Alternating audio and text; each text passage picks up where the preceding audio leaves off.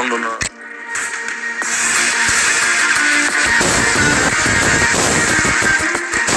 অসমীয়া cinema বুলি ক'ব লাগিব, য'ত আমি মানে বহুত বেছি গ্ৰাফিকসকলে কিতাপ দেখিছে।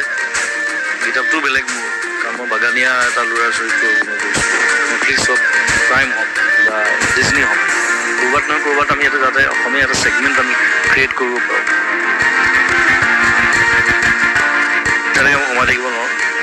মোৰ ৰেজিষ্টাৰ ষ্টুডিঅ'ত মই যেতিয়া কাম কৰি থাকোঁ, মই তাতে ৰিলেক্স হৈ থাকোঁ। আৰু ৰেগুলাৰ ফুড চুড খাবলৈ যত্ন কৰিছিলোঁ। মলটো একেবাৰে এৰি দিলেও দিগদাৰ হ'ব বুলি ক'লোঁ। মলটো মই সুধিলোঁ, একেবাৰে এৰিব লাগিব।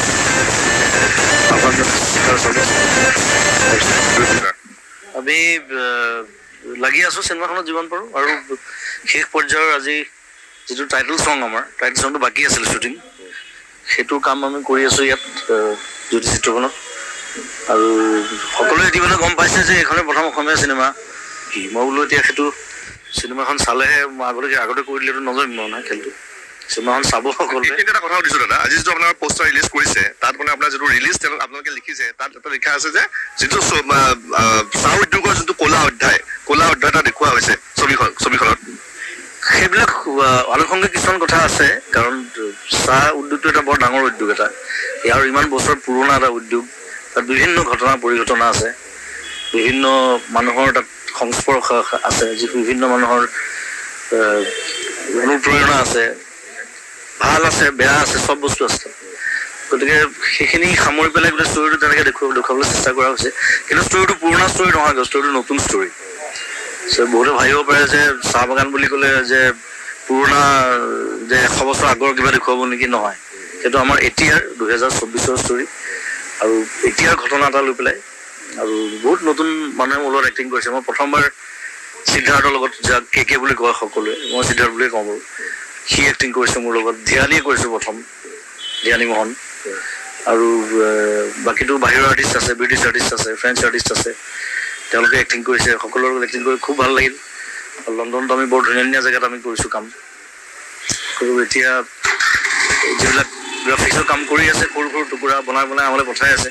মই আৰু ডাইৰেক্টৰ দেবু আমি বহি চাওঁ সেইবিলাক। আৰু কিবা যদি ৰেক্টিফাই কৰিবলগীয়া হয়, আমি তেওঁলোকক আমি জনাই আছোঁ যে আমাক এনেকৈ এইখিনি লাগে, এনেকৈ এইখিনি লাগে। আৰু ইণ্ডিয়াত আজিকালি বৰ দিগদাৰ। ইণ্ডিয়াত মানে জন্তু জানোৱাৰ উলিয়াবলৈ নিদিয়ে চিনেমাত, সেইবিলাক চব গ্ৰাফিক্স কৰিব লাগে।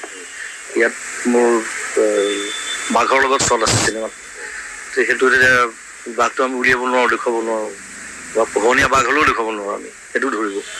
গতিকে সেইবিলাক চব গ্ৰাফিক্স কৰিবলগীয়া হৈছে, যথেষ্ট খৰচ হৈছে। গতিকে চিকাৰলৈ মানুহ খুব আগ্ৰহী হৈ আছে, সকলোৱে মোক সুধি আছে, সকলোৱে কেতিয়া আহিব। আমি ছেপ্টেম্বৰ 20 তাৰিখটো আমি প্লেন কৰিছোঁ, আৰু ইতিমধ্যে হৈ যাব লাগে গোটেইখিনি। মই এইবাৰ বিহু ফাংচনবিলাকলৈ যিমান পাৰোঁ চিকাৰৰ প্ৰমোশ্যন কৰিছোঁ। আৰু তাত এটা বৰ ধুনীয়া ঝুমুৰ গান এটা কৰিছোঁ, পুৰণা ঝুমুৰ, মই গোৱা ঝুমুৰ আকৌ নতুনকৈ কৰিছোঁ, য'ত প্ৰায় 250 ল'ৰা ছোৱালীয়ে নাচিছে আমাৰ লগত। এটা বিশাল কাৰবাৰ, আৰু যথেষ্ট গৰম দিন, যথেষ্ট কষ্ট হৈছিলে আমাৰ, কিন্তু খুব ধুনীয়া কাম ওলাইছে।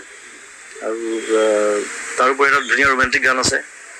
খুব বেছি গানৰ ভিৰ কৰা নাই, কাৰণ ষ্টৰিটো ডিমাণ্ড নকৰে সেইধৰণে। বেকগ্ৰাউণ্ড মিউজিক থাকিবই অবভিয়াছলি। আৰু আজিকালি এনেও, আৰু মই যিমানবিলাক চিনেমা কৰোঁ, মই চিনেমাবিলাক ছুটি হ'লে ভাল পাওঁ, মানে বেছি দীঘল কৰিব নিবিচাৰোঁ। মই নিজে যিকেইখন বনাইছোঁ 2 ঘণ্টা চোৱাই নাই, মই 2 ঘণ্টাৰ তলত ৰাখিছোঁ চিনেমা, যাতে মানুহে চাই গম নাপায় যে চিনেমা কেতিয়া আৰম্ভ হ'ল, কেতিয়া শেষ হ'ল, মজাটোলৈ ওলাই যাব লাগে। এইখনো সেইধৰণে কৰা হৈছে। এইখনো চাগে 2 ঘণ্টা নহ'ব আমাৰ, 2 ঘণ্টা। চ' তাৰ ভিতৰতে যিখিনি পাওঁ আমি ভালকৈ কাম কৰিছোঁ। আৰু নামটো ধুনীয়া নাম, চিকাৰ। এতিয়া মইনো কি চিকাৰ কৰিছোঁ ইয়াত, সকলোৱে চিকাৰখন চালে গম পাব। পোষ্টাৰখন ভাল লাগিছে যিখন আপোনালোকে ৰিলিজ কৰিছে। এইখন আমাৰ প্ৰথম পোষ্টাৰ, আচলতে একদম মেইন পোষ্টাৰ নহয় এইখন। মেইন পোষ্টাৰ এতিয়াও আমি ডিজাইনিং চলি আছে, আৰু মই ফটোশ্বুট এটাও কৰিব লাগিব স্পেচিয়েলি পোষ্টাৰৰ কাৰণে। চ' আমি পোষ্টাৰ ৰিলিজ কৰি থাকিম, তাৰপিছত গান ৰিলিজ কৰিম, 2টা গান ধুনীয়াকৈ। লাহে লাহে আমি চিনেমাখন ফালে আগবাঢ়ি যাম। আৰু 20 ছেপ্টেম্বৰত আমি আশা কৰিছোঁ চিনেমাখন ধুনীয়াকৈ গোটেই অসমত হৈছে। খালি এটা সুবিধা এটা হৈছে যে আমাৰ প্ৰডিউচাৰ এজন লণ্ডনৰ, মানে অসমৰে, গুৱাহাটীৰ, সি লণ্ডনৰ তাৰ নিজৰ ষ্টুডিঅ' আছে। চ' নিজৰ ষ্টুডিঅ' থাকিলে অভিয়াছলি অকণমান কাটটো কমি যায়, খৰচটো। তাৰ নিজৰ টীম আছে, তেওঁলোকে কাম কৰি আছে। তথাপি 3 ওপৰততো যাব চিনেমা, কথাই নাই, 3 কোটিৰ ওপৰত যাব। আৰু যদি ৰাইজে সকলোৱে চায়, তেতিয়া আমি পইচাখিনি ভালকৈ ঘূৰাই পাম, তেতিয়া আকৌ আমি আশা কৰিব পাৰিম। মোৰ ইয়াৰ পিছত আকৌ নেক্সট এখন আছে ৰৈ ৰৈ বিনালে, সেইখন আকৌ নিজৰ চিনেমা মোৰ। সেইখন প্ৰথম অসমীয়া কমপ্লিটলি মিউজিকেল চিনেমা হ'ব, মিউজিকেল লাভ ষ্টৰী। কাৰণ চিনেমাত গান থাকে, মিউজিক থাকে, সেইটো হয়, কিন্তু অকল মিউজিক লৈ পেলাই চিনেমা তেনেকৈ কোনো কৰা নাই অসমত। আৰু ৰৈ ৰৈ বিনালে তাৰো এটা মানে ডিফাৰেঞ্চিয়েশ্যন পাব, য'ত 3জন ছিংগাৰে আমি একেলগে এক্টিং কৰিম। মোৰ লগত নীলেও কৰিব, নীলাকাশে কৰিব, আশ্চৰ্যও কৰিব। চ' 3জন ছিংগাৰ সমাহাৰ হৈছে, আৰু মোৰ হিৰইনজনী তাইও গান গায়, যদি চিনেমাখনত গোৱা নাই তাই এক্টিং কৰিব, নতুন ছোৱালী মোৰ বুলি। চ' সেইধৰণে ৰৈ ৰৈ বিনালে স্ক্ৰিপ্টিং কৰি আছোঁ। মই একেলগে আচলতে 3খন চিনেমা কাম কৰি আছোঁ।